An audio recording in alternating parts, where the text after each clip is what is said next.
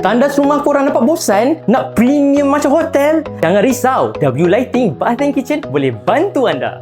Dekat sini kami ada macam-macam jenis cabinet bathroom. Ada yang colour gelap, ada yang colour brown-brown, ada yang colour grey-grey, yang colour cerah. Semua boleh matching dengan berbagai jenis estetik. Dekat sini bukan sinki dengan kabinet je tau, dengan cermin sekali. Ini semua satu set.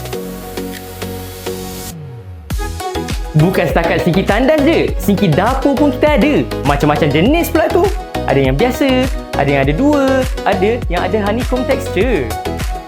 Ada yang lagi canggih, multifunctional punya pun kita ada. Tengok ni, boleh tarik-tarik, boleh tukar function.